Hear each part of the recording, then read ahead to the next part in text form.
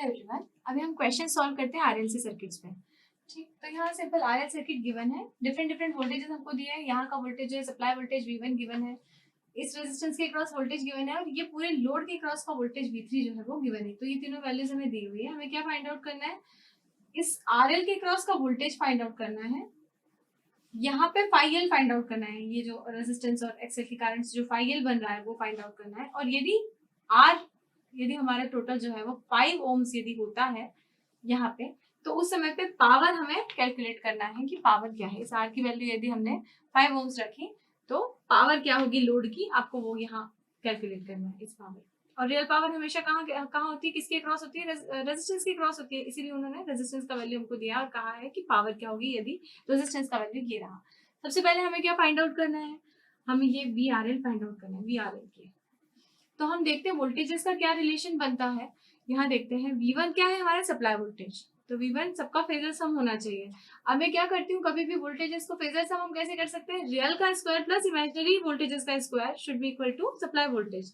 अब मैं ऐसा तब कर पाती जब मेरे पास V2 तो गिवन है, लेकिन V2 और यहाँ का जो वोल्टेज है मुझे वो गिवन होता तो मैं कर पाती। अभी मैं नहीं गिवन है तो मैं क्या लिख देती हूँ, यहाँ लिख देती हूँ V2 प्लस VRL जो कि मुझे फाइंड आउट करना है स्क्वायर, रियल वोल्टेज का स्क्वायर प्लस VXL या VL का होल स्क्वायर। ठीक, तो ये आपका वोल्टेज का रिलेशन बनता है।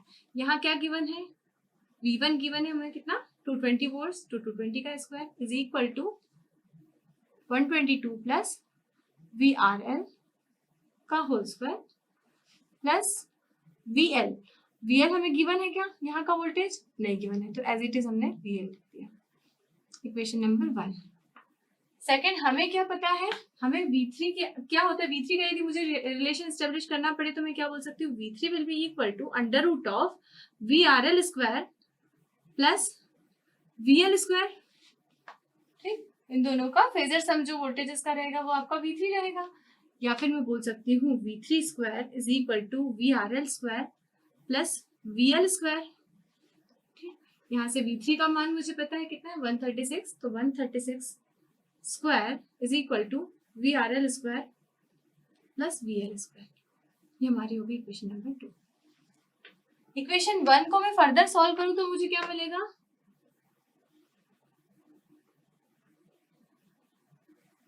इसका स्क्वायर करेंगे हमें क्या मिलेगा, 220 का स्क्वायर क्या आ जाएगा 484 100 इज इक्वल टू यहाँ A square plus B square plus 2AB, तो A स्क्वायर मतलब 122 का square this plus B square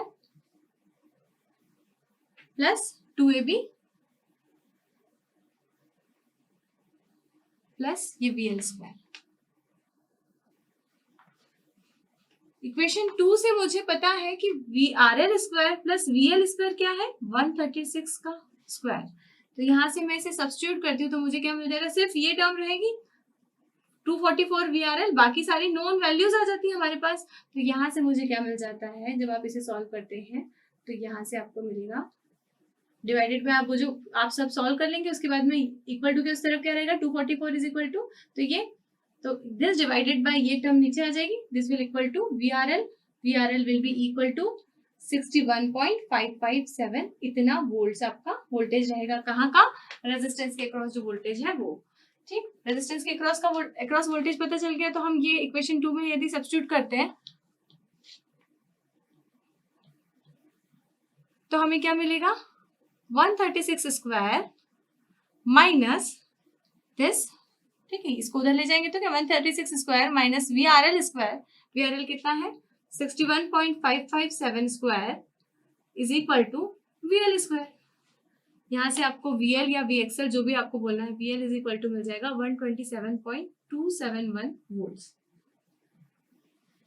ठीक, आपको VL भी पता चल गया, VR भी पता चल गया, तो आपका फाई निकल जाएगा। यहाँ का जो पूछा है VRL हमने फाइंड आउट कर लिया, फाइल फाइंड आउट करना है। फाइल फाइंड आउट करने के लिए हम क्या करेंगे, VRL तो हमारा ये आ चुका है, ठीक है, यहाँ से VL है हमारे पास, तो फाइल क्या हो जाएगा, phi L will be equal to tan inverse of imaginary upon real.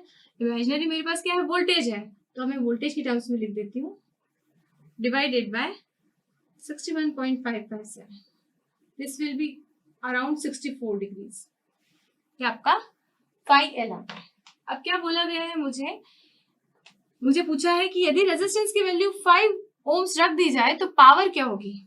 Power मुझे पता है, रियल पावर क्या होती है, V R M S into I R M S into cos phi. एक तो ये रिलेशन होता है, दूसरा रिलेशन क्या होता है, V R M S square divided by R. तो वी आर एम एस कौन सा आर एम एस वैल्यू होगी, इस यहाँ की जो वोल्टेज की वैल्यू रहेगी वो वाला वोल्टेज, ठीक। तो V R M S square divided by R. तो वी आर क्या है, वी आर एम एस क्या है हमारा, लोड के क्रॉस का वोल्टेज क्या है हमारा 61.557, जो कि रेजिस्टेंस के क्रॉस, क्योंकि रियल पावर कहाँ लॉस होती है, सिर्फ रेजिस्टेंस में, तो मैं V3 कंसिडर नहीं करूंगी। मैं कौन सा कंसिडर करूंगी, मुझे रियल पावर कहाँ निकालनी है, यहाँ निकालनी है, इस लोड के लिए निकालनी है। इसलिए मैंने क्या किया, 61.557 स्क्वायर डिवाइडेड बाय 5, ये मेरी हो जाएगी पावर, या 5 ओम बोल दो, या फिर हम लोड के क्रॉस भी बोलेंगे तो पावर वही होगी, क्योंकि पावर, रियल पावर हमेशा रेजिस्टेंस के क्रॉस। तो अगर आपसे पूछा जाए कि लोड के क्रॉस क्या पावर होगी, इसका मतलब रियल पावर यदि आपसे पूछा है तो आपको सिर्फ लोड के क्रॉस मतलब रेजिस्टेंस पार्ट, रेजिस्टिव पार्ट के क्रॉस ही पूछा है, ठीक।